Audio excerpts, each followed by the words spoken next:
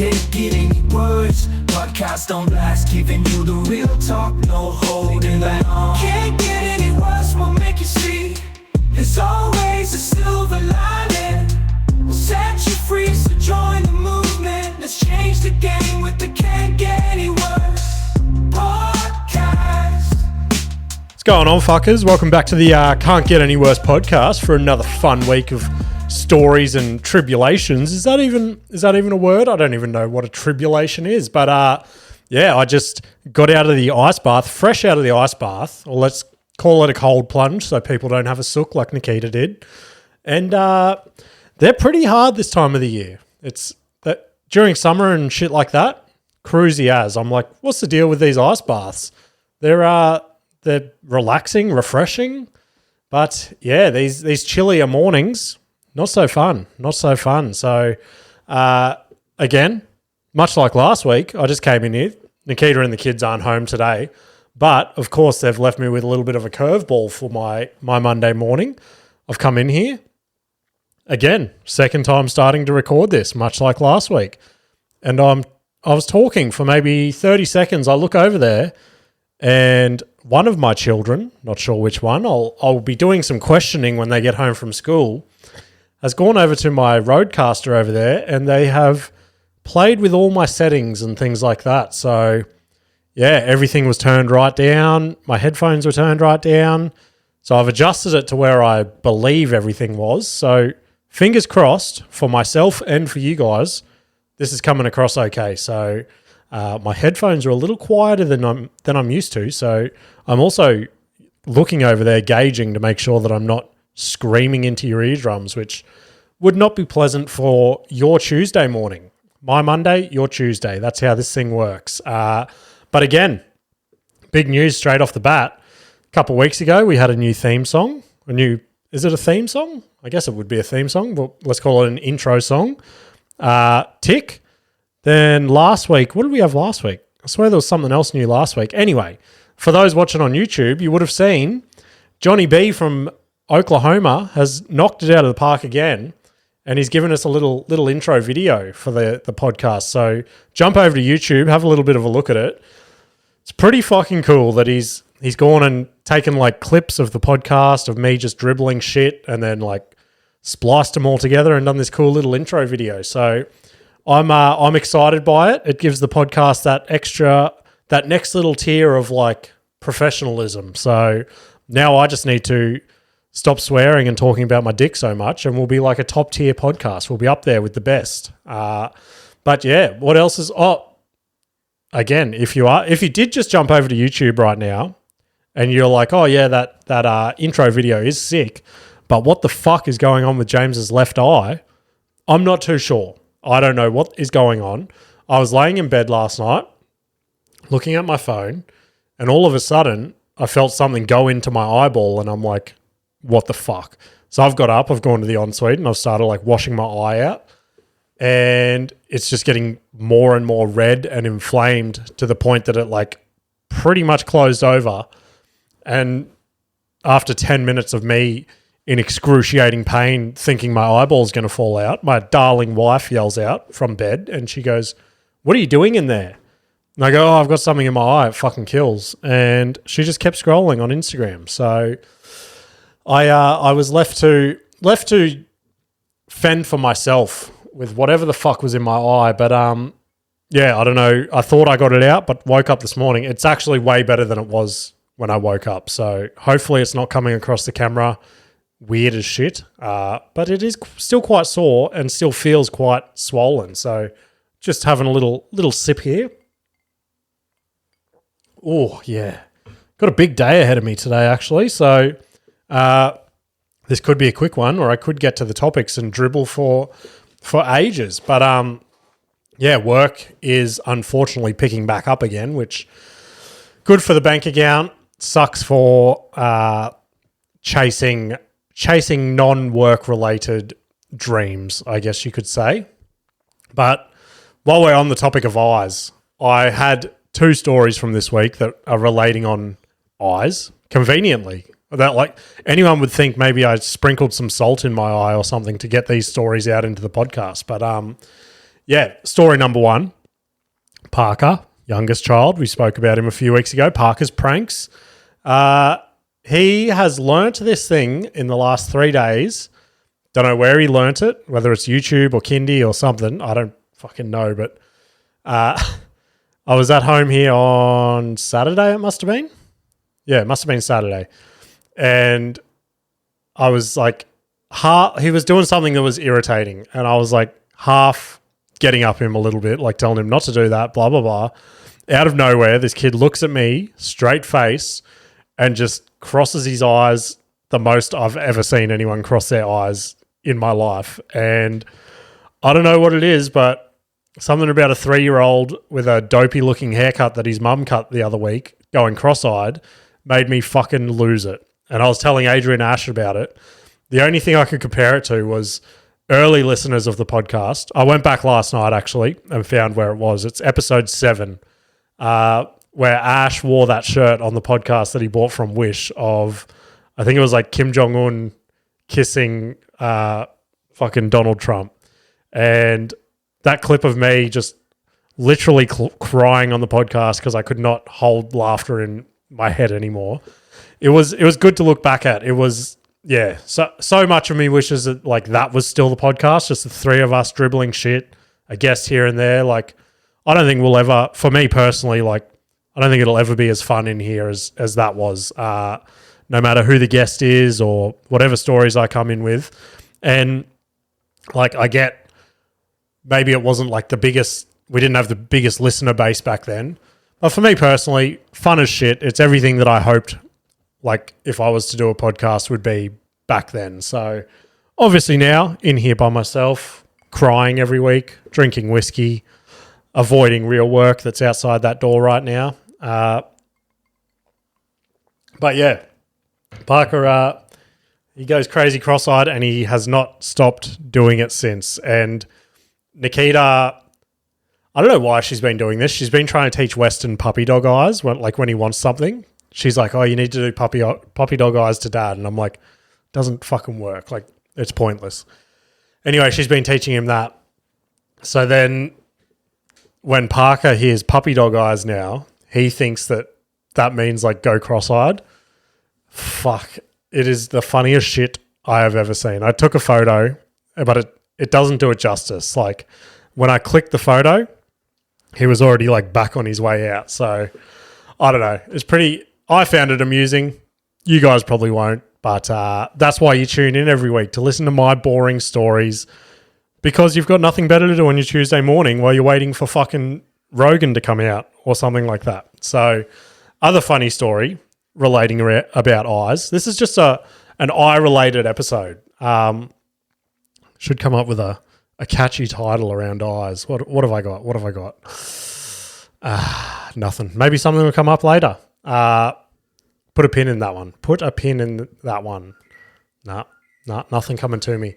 Anyway, I was sitting in the bedroom with Nikita the other day. Might have even been Saturday again.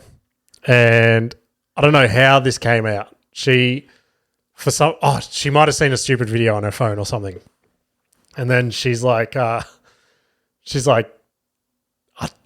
genuinely don't know why she asked me this now that I'm saying it out loud, but she more or less said, do I wink good? And then she started like winking. And in the corner of our bedroom, we have like a full height mirror for fucking when she gets dressed and shit. I guess she likes to look in the full length mirror and make sure she's good for the day.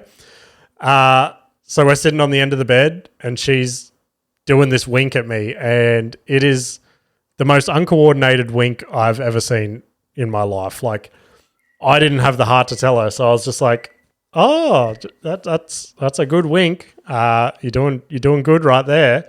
And for some reason, as she's like continuously winking with her eye, she turns and catches herself in the full length mirror, and she's like, "Oh my God, have I always winked like that?"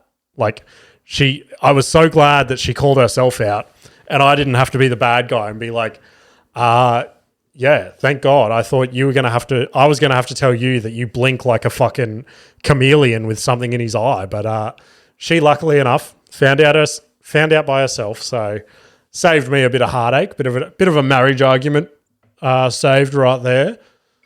But then she goes, well, if that's how I wink, she's like, you always laugh at me when I like dance and shit as well. She's like, am I not a good dancer? And I'm like, no, of course you are. Of course you're a good dancer. But yeah, she winks like she dances. Let's put it like that. That's not a bad title. She winks like she dances. Not bad. Refreshing. Let's get on to some bigger topics for the week. I actually do have a fair few movies, music, news, all that sort of shit this week. So it has been a somewhat quiet week in my life. So thank God the news realm has ramped it up for us to have a chat about this week. So first one, a lot of the world has been waiting for this, much like myself, I guess particularly in the country music scene. Morgan Wallen, who's arguably, again, one of the biggest country music artists at the moment. He's up there with Luke Combs. Those two are like head-to-head. Zach Bryan's like nipping on their heels these days. But yeah, Morgan Wallen can't put a foot wrong at the moment outside of music. He is a bit of a bad boy on the drink by all reports, but music-wise, he could release him shitting on a microphone and people would be like, oh my God, give me 7 million copies. So another big artist, one of my favorites as well. He was heavily poo-pooed in the early days of the podcast as well, Post Malone, when he covered Better Man. I thought that was one of the sickest covers I've ever seen. But again, ridiculed, laughed off my own podcast. Where are those guys now? Fucking fired them both. Not really. Please come back to me with your Wish shirts and yeah, I don't know what Adrian brought to the table, just bringing me back down to earth. So we didn't have to listen to these crazy rants. But yeah, fuck. See, that's why I needed them around. I've just lost my train of thought. Morgan Wallen, Post Malone. There. They teased a song, I want to say 2 months ago now, on their Instagram and shit. It was like a 20 to 30 second clip of like the chorus of their song they were doing together, right? And this clip was insane. The world was obsessed with it. Everyone's like, when this song fucking drops, it's going to be the sickest thing ever, blah, blah, blah. Finally dropped on Friday. So it's been out now for 3 or 4 days, whatever it is. And as soon as I woke up, Spotify notified me that it had come out. So I've jumped straight on. I've listened to it a few times and it was sick straight off the bat. So I was loving it. I was like, this is a sick song. There's nothing I can fault with it. And then I've jumped on trusty social media that we all know is a heavily reliable source for our opinions and fact checking. And this is how crazy social media is, right?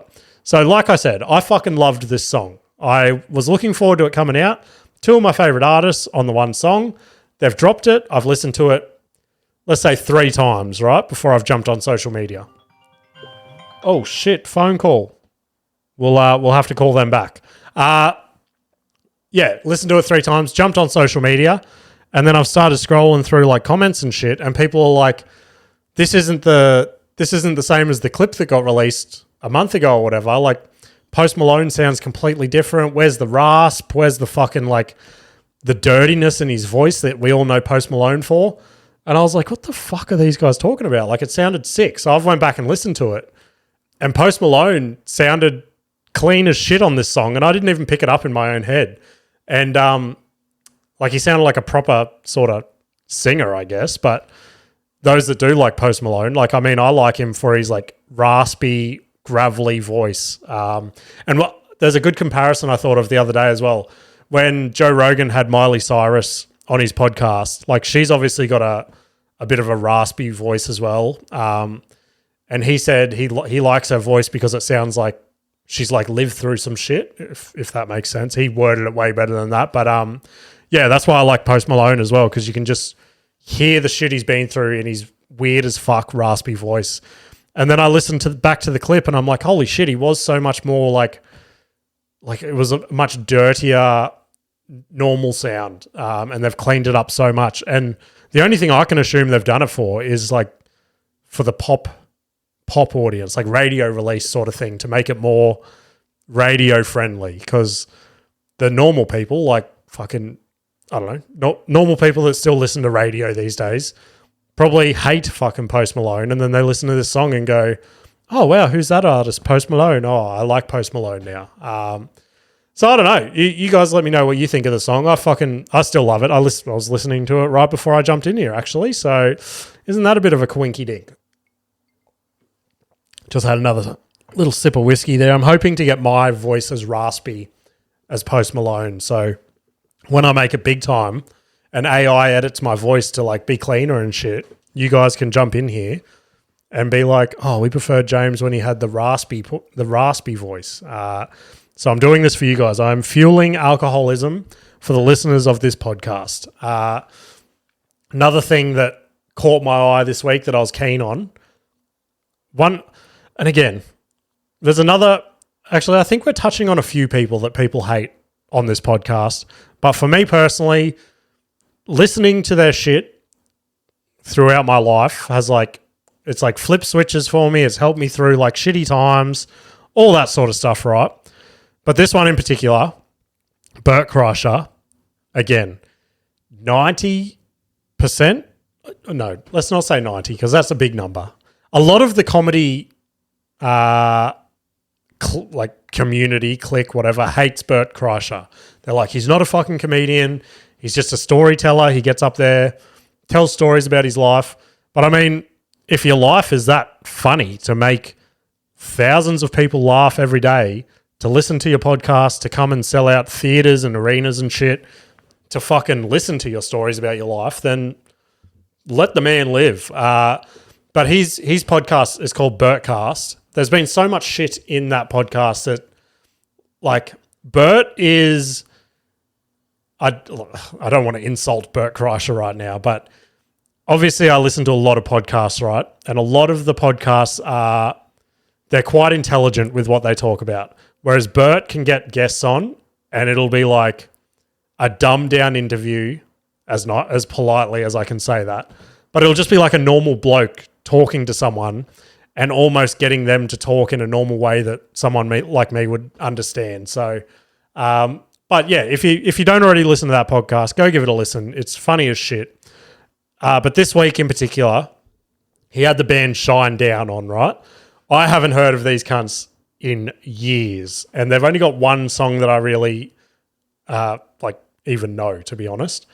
But apparently they were like a big band at one stage. They actually threw a crazy statistic out there. Forget what it is off the top of my head. Go listen to it, and you'll be like, holy shit.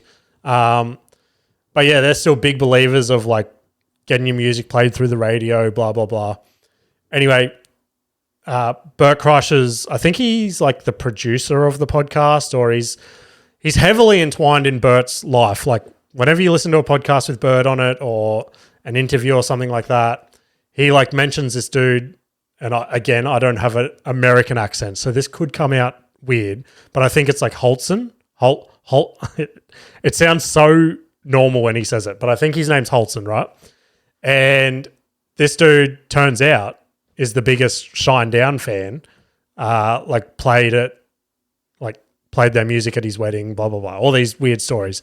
Anyway, they were playing a couple of acoustic songs on there, and Bert goes, oh, Holtzen, get the guitar and come and play with these guys. And for me, that was just it's such a sick moment for Bert to carve this path for himself in this whole like comedy career. He's fucking blown up deluxe, given his family everything they've ever wanted. He's built a crazy career in comedy, podcasting. He's dipped his toes in I think he's got like a vodka with Tom Segura now. Just all this random shit, right? And then to have your podcast producer that you know is such a big fan of these guys, to just have the ability to be like, get your guitar and come play with these guys. And these guys were like keen as fuck for this guy to play with them. And they ended up playing together. Sounded like, I thought the acoustic version was better than the live version.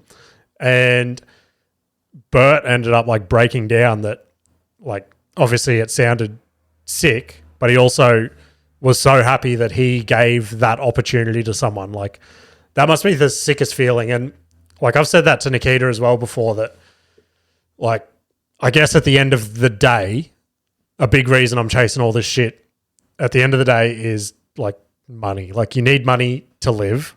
But on top of all that, my kids at the moment are obsessed with Mr. Beast and shit like that, and just seeing the stuff that they can donate, like the kids that they can help out, like that is the shit that actually excites me. Like to be able to help out other people, like once I get to that level, I don't know how or fucking like what I would do to do that, but it just adds a whole nother layer to be able to like chase that. And yeah, I just thought it was a sick moment of someone being able to give something that that person probably never thought they were going to get.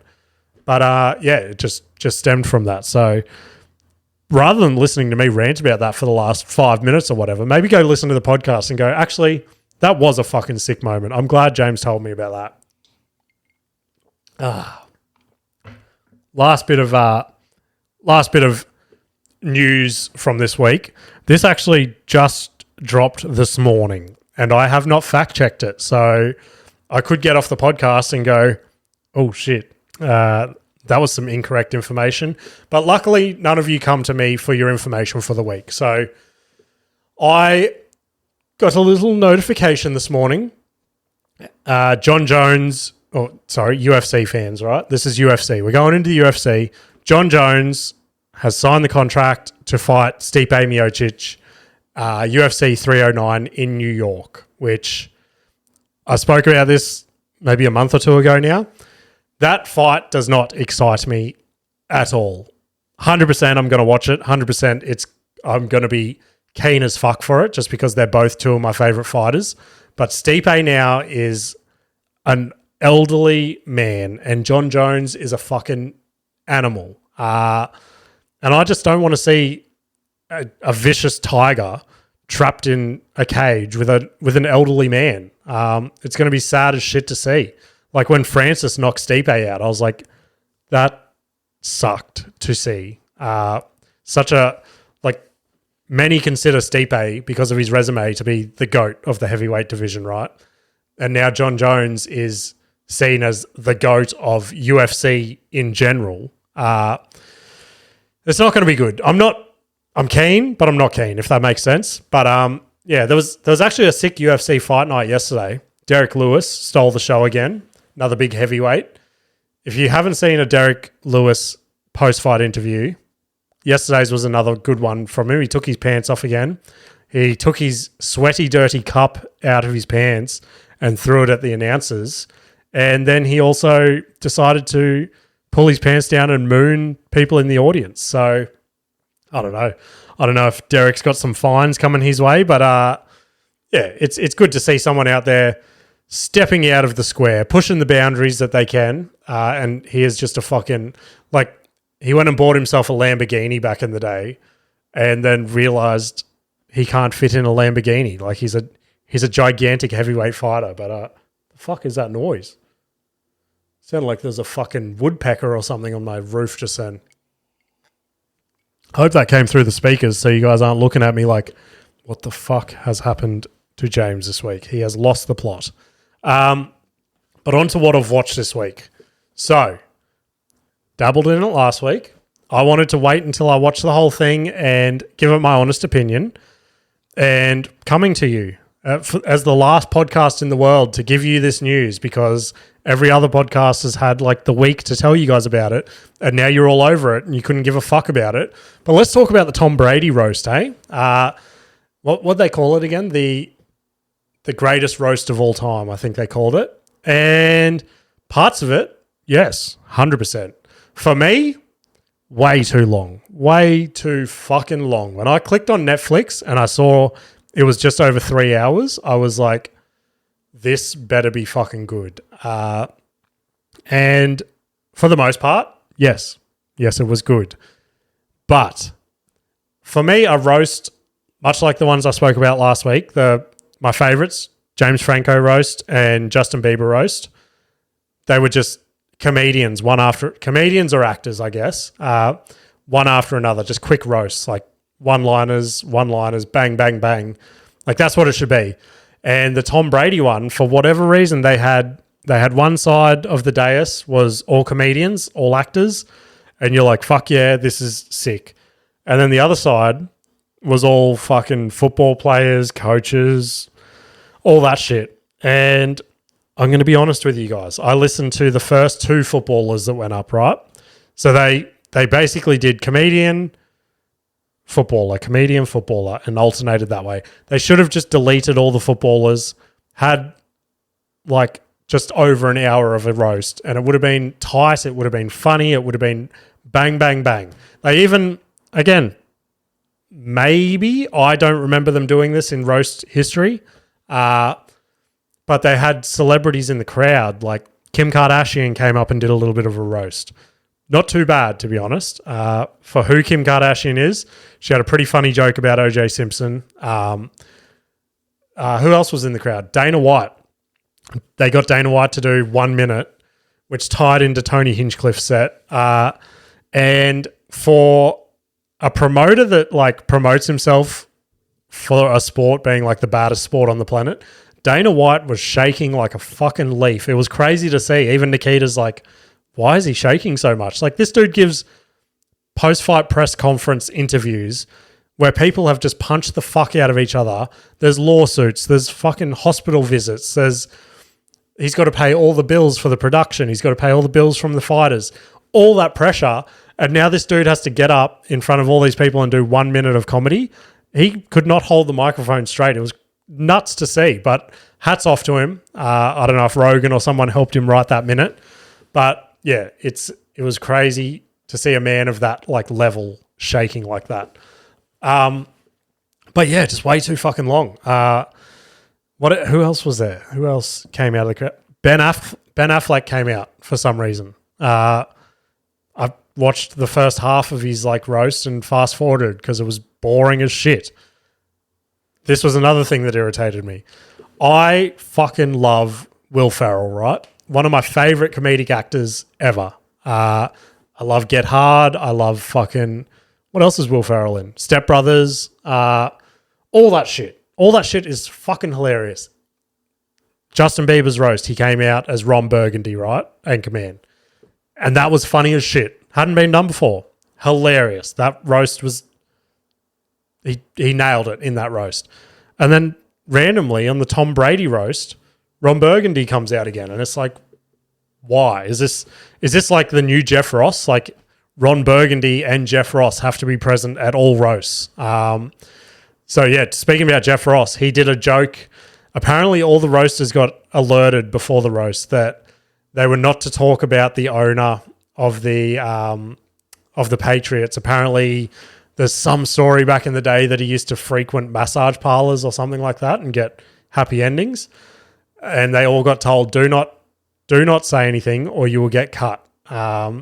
Jeff Ross, being Jeff Ross, there's a reason he's on every fucking roast. There's a reason they call him the Roast Master General. He will tiptoe that line as close as you can. And a lot of the time, comedians will be pissing their pants and the crowd will be like, ooh, like you can't say that. And that's what he fucking lives for. And he just fucking went for it. Like legit 2 minutes into his set, just said something about the owner going to a massage parlor. And Tom Brady, hats off to Tom Brady having the balls to fucking do this on that stage and to Jeff Ross. Got up out of his seat, walked over to Jeff Ross and said, enough of that shit. Don't say that again. And then went and sat back down. And Jeff Ross was like, okay, no worries. And then everyone else knew for the rest of the night, don't fucking bring that up. So yeah, that was good to see. On to the highlights, I guess. This isn't going to be breaking any news.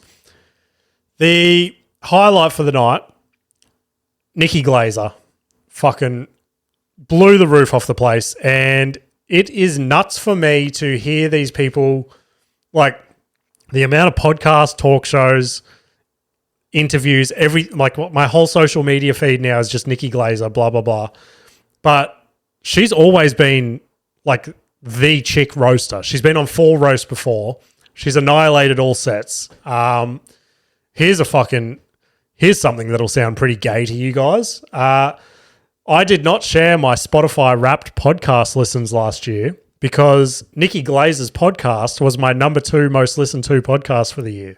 So I don't want to say I knew her before she was cool or anything like that, but Yeah, Nikki, if you're listening, I'm a bestie from way back. That's what she calls her podcast listeners. So, yeah, she fucking killed it, and she's so talented. Like, she just released a song.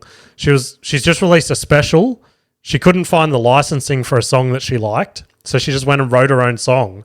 And I listened to it yesterday. It sounds fucking sick. So I reckon, as crazy as that sounds, like, you would think that if you've been watching her career, you would think her peak was maybe 3 or 4 years ago, like just before COVID. She was everywhere. She had big specials.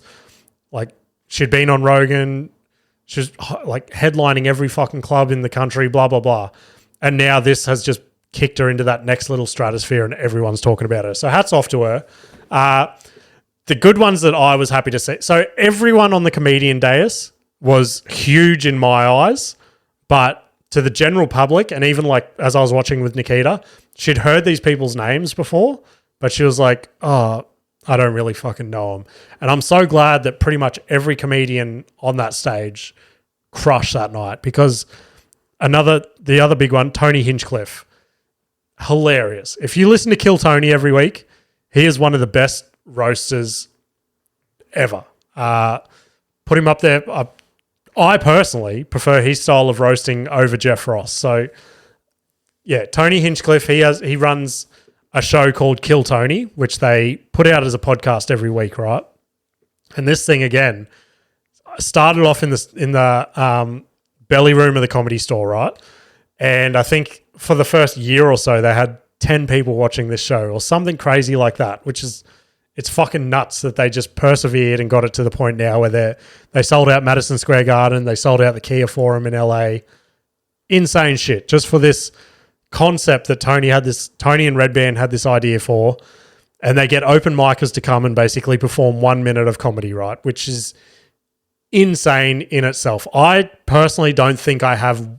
Actually, yeah, I've got one bit that's under a minute, which would not fucking crush on Kill Tony. And... it is just it's such a good show to listen to if you're in the comedy scene. Maybe not even the comedy scene.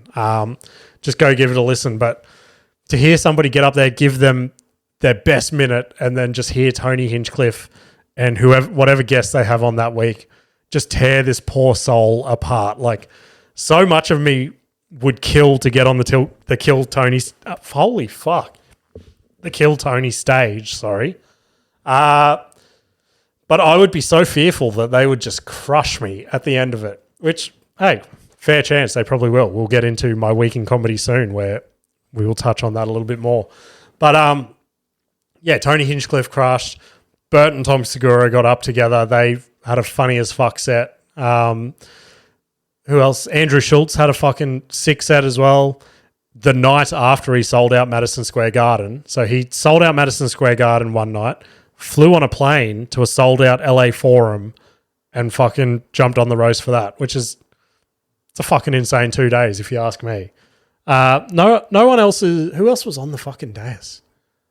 I don't know. All the comedians fucking crushed. And then to cap it all off, Tom Brady got up, and I was a little bit skeptical, right? I was like, let's see how it goes. Because all reports, the last couple of years, Tom Brady's been dipping his toe in the comedy scene.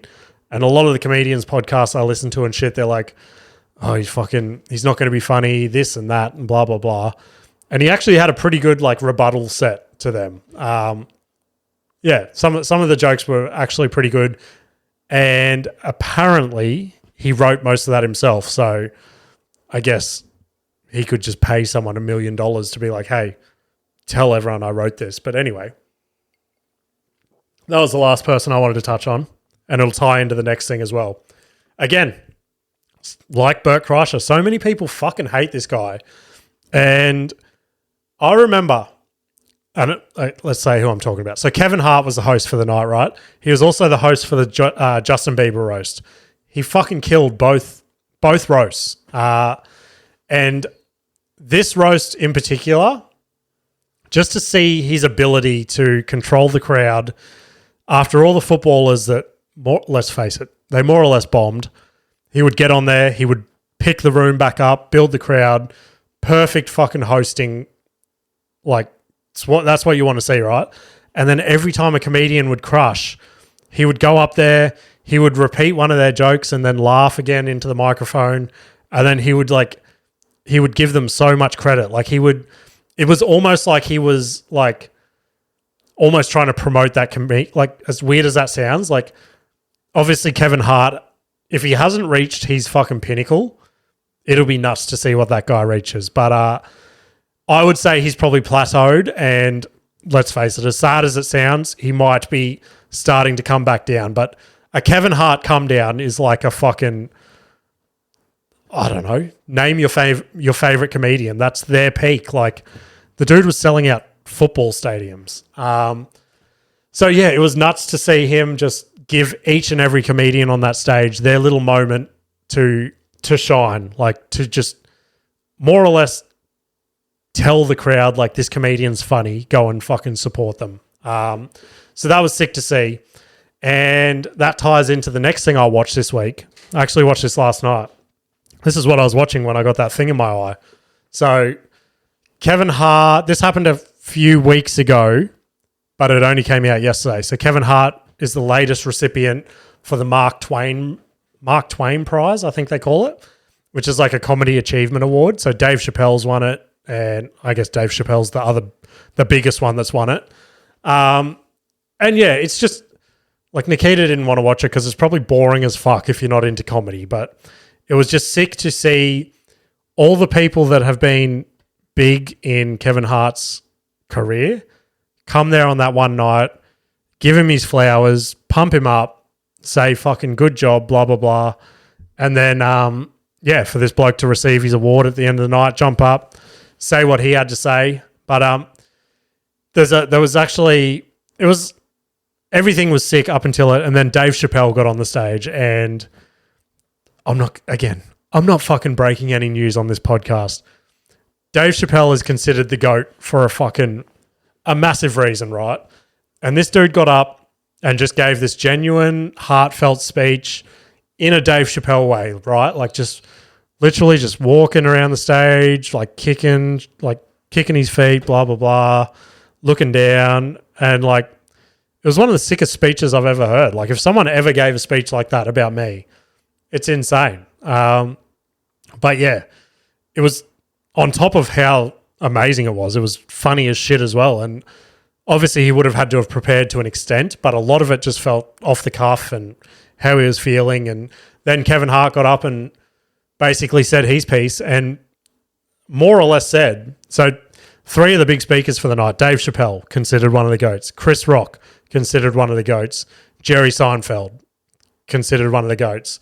And Kevin got up and said basically, whatever you have to say about my career, like these three giant comedians have sacrificed their night to come and like give me my credit for this award. Like fucking, he more or less said like he could quit right now and be happy, but we all know him. He's got a million movies on the go at once. He's got podcasts. He's got TV shows. He's got his stand-up career. He's got fucking everything happening for him. So he's not going anywhere.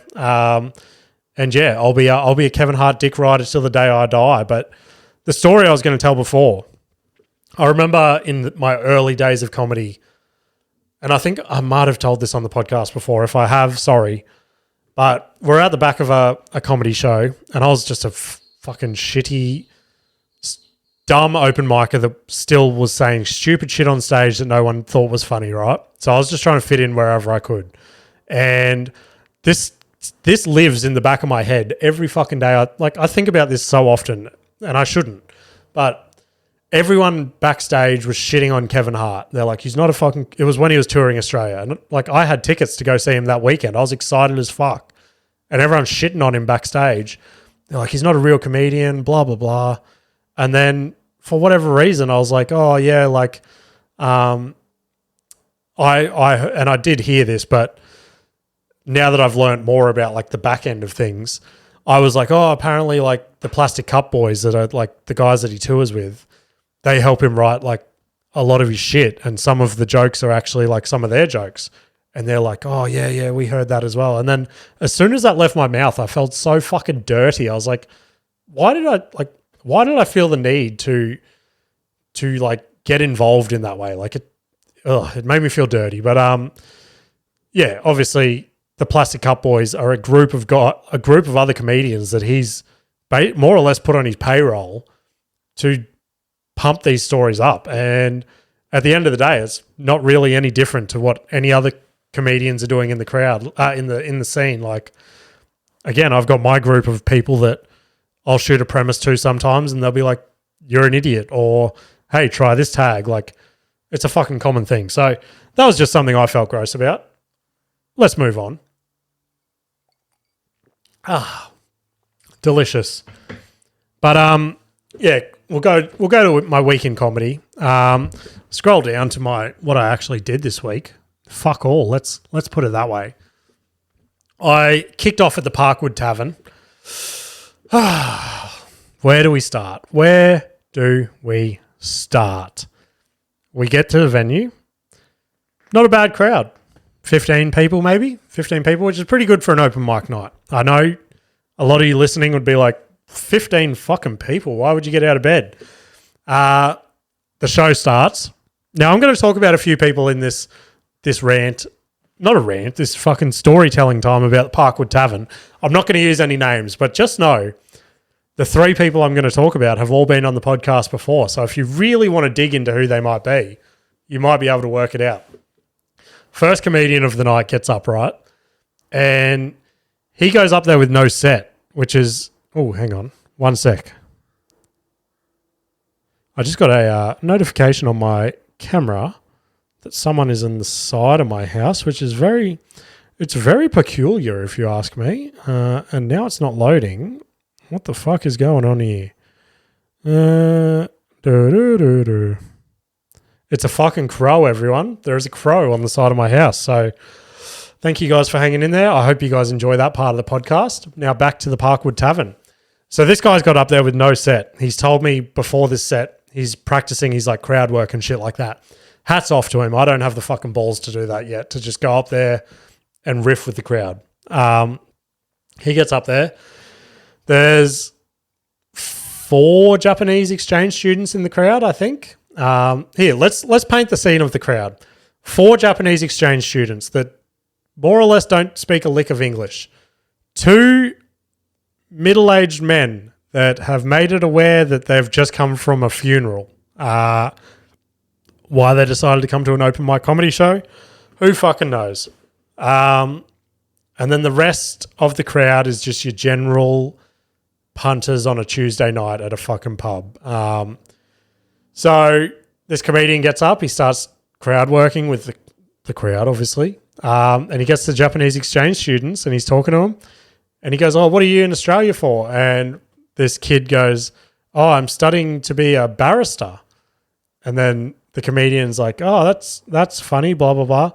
But again, without being racist, there was no racism in this. It was just the way this guy said it. The comedian started joking about him moving all the way to Australia to study being a barista. Pretty common shit. I would imagine it's been used a million times before in the comedy scene, right?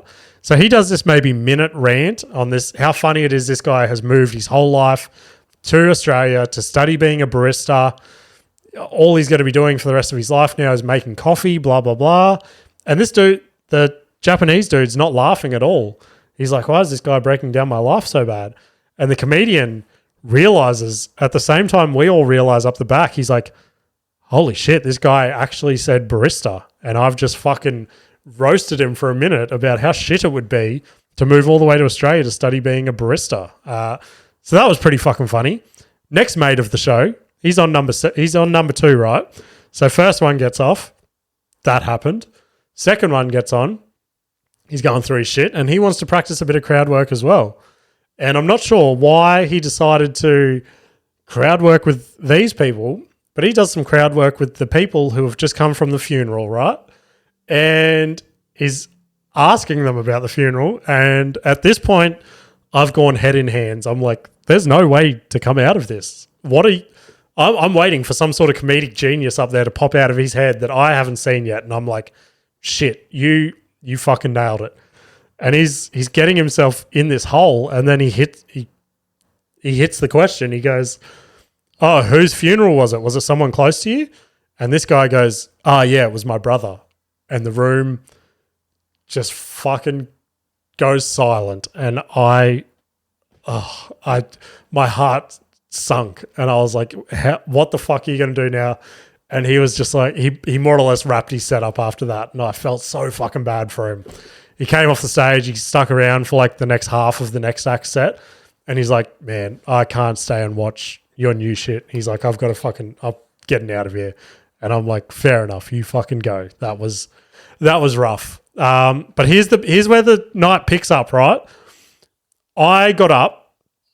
I ate a bag of dicks. By the time I got up there were 3 people left in the crowd, right?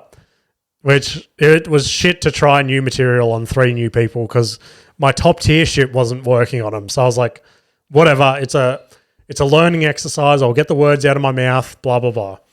So I get up there, I eat a bag of dicks, and I voice message the group chat of 4 of us comedians that bump ideas off each other.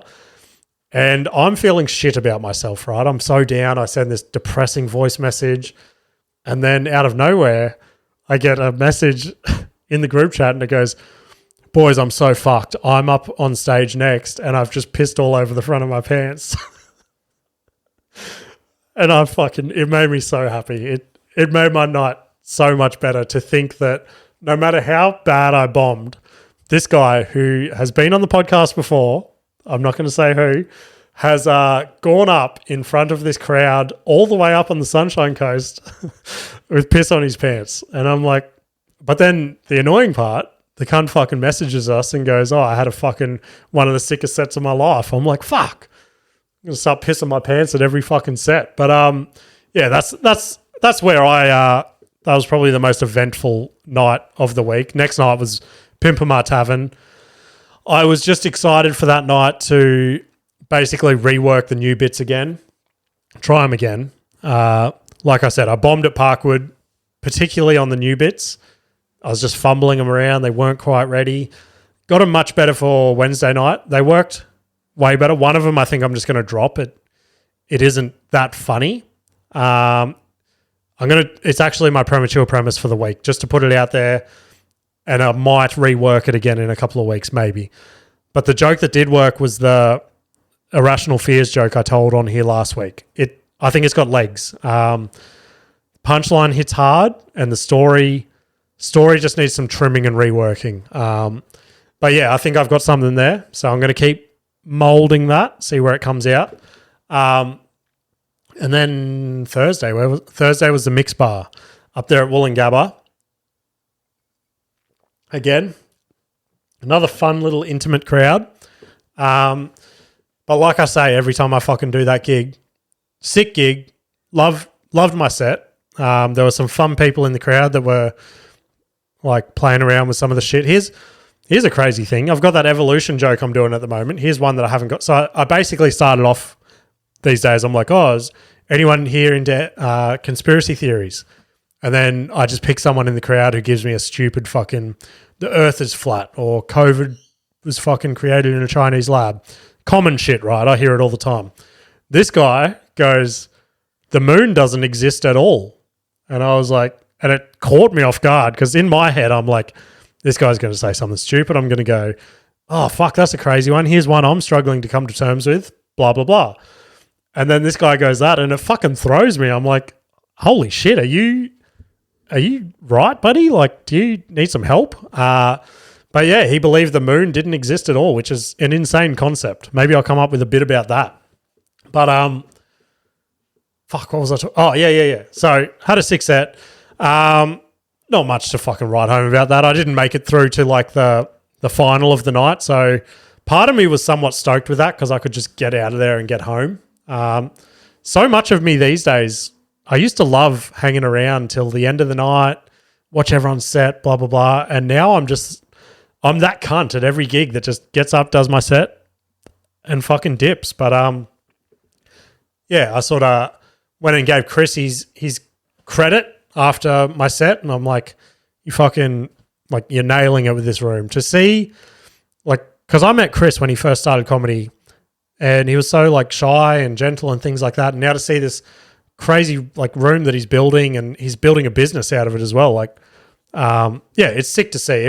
If you're around the Brisbane area, go check that show out. It's every Thursday at the Mix Bar at Wallen and Go support Chris. He's been on the show. Go listen to his episode.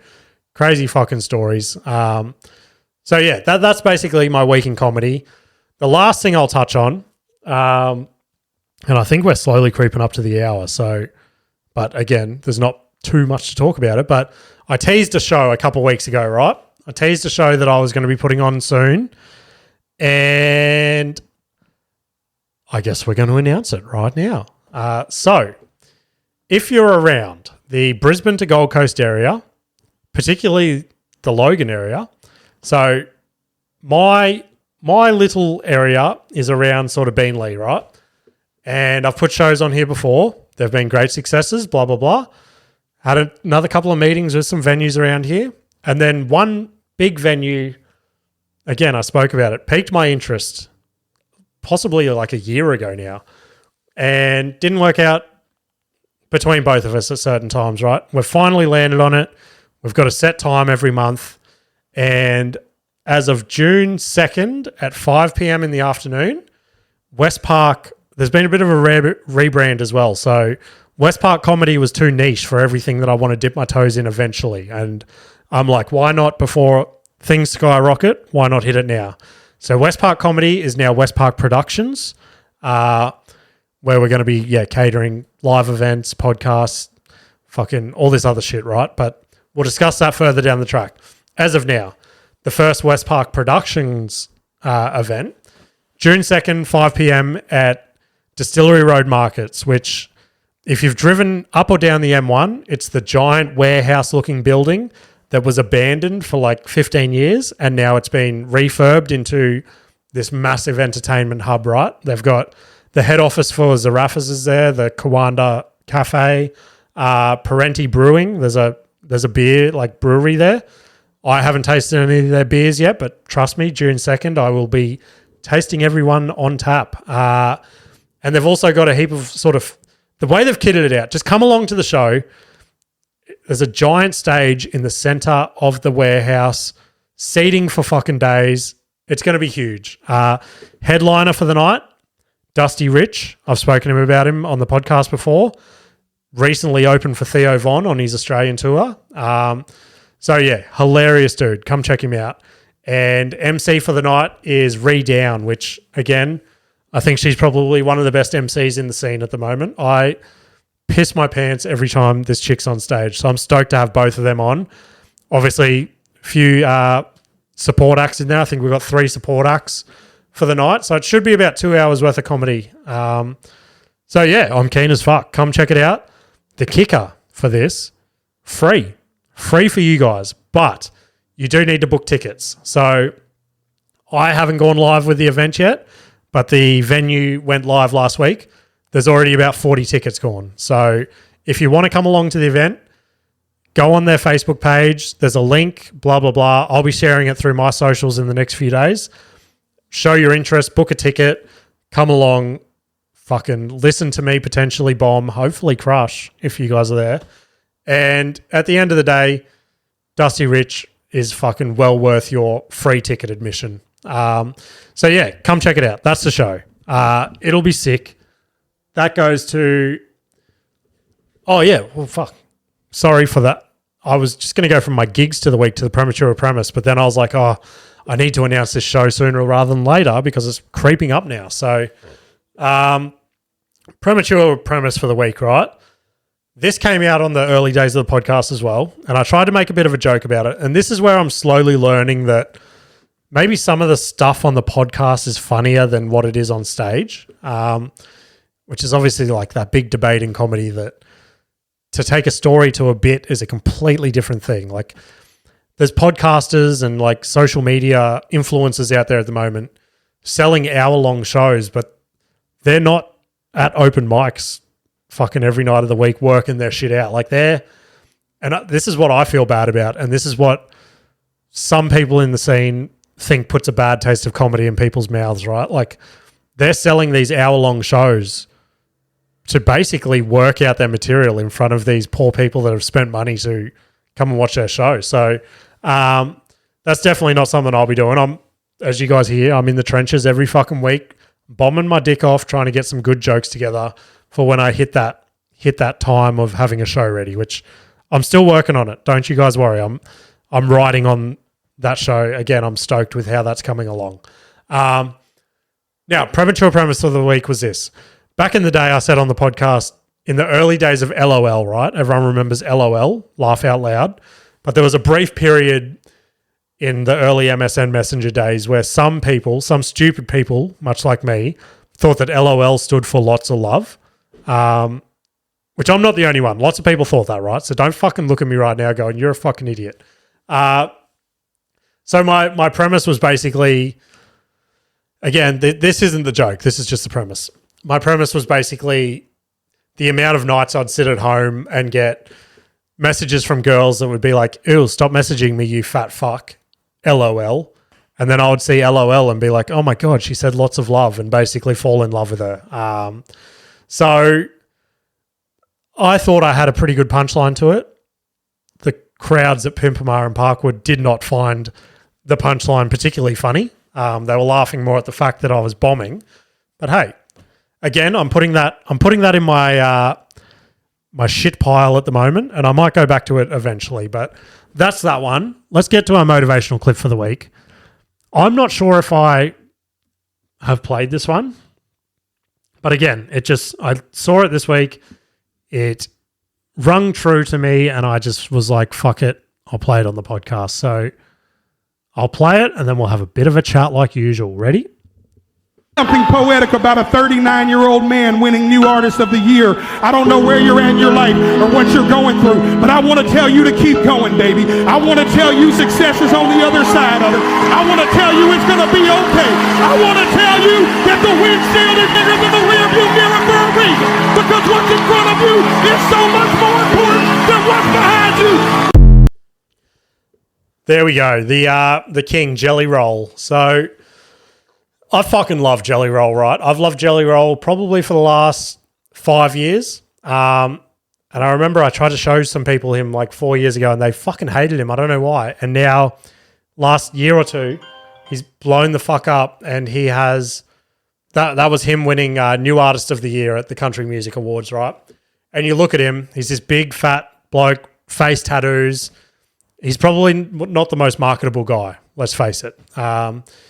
And he's someone who has had a fucking rough past, right? He's been to jail, all that shit. And now he's come out, turned his life around, and the amount of people that he is now helping in whatever way he can is insane. And yeah, I just thought everything he said in that rung true, that no matter how old you are or anything, it's never too late. And just that little comparison, or fucking not comparison, what is it? Where it was like the windshield's bigger than the rear view mirror for a reason. Like, fucking don't look back. Just keep moving forward. But yeah, for this, again, super overthinking. But just so I can timestamp this one day if I ever do make it, for this show that I'm writing, I've actually got one of Jelly Roll's earlier songs as like the closing track, right? Just because, again, I get these stupid clear visions in my head. I don't know why I get them, but I can just imagine finishing my set in like a theater and then just playing Train Tracks by Jelly Roll and just more or less like dropping the mic. Go and listen to that song. It's a fucking sick song. It's early Jelly Roll. It's not one of these mainstream ones that he's blown up on. But yeah, shows for the week. I'm taking a week off, which is ironic considering I just said I'm like in the trenches every week working out these jokes. But I need to rewrite these jokes better. Some of the jokes I thought I had ready for stage are fucking not. When I started to rehearse them, I'm like, this is not funny, you dumb fuck. And I really want to get like a solid new 10 minutes together. So I'm taking this week off to write. I'm featuring on a podcast this week, which is sick. I think it's only going to be the second one that's not mine that I'm going to be jumping on. So I'll give that a bit of a plug this week. I won't go too far into it now in case we record and it ends up as in utter dog shit and he can't use it. But fingers crossed, there'll be a sick podcast coming out next week or whenever with me on it. But yeah, if you want to get in touch with the show, send me a DM on Instagram or send me an email at cantgetanyworsepod@gmail.com. share the podcast around, all the usual shit I say. And let's keep blowing this motherfucker up. We'll keep getting new shit, new theme song, new fucking video. We're fucking killing it. Thank you guys for hanging around and just being there every fucking week. I appreciate it more than you guys will ever know. So thanks for listening to me dribble, and see you later.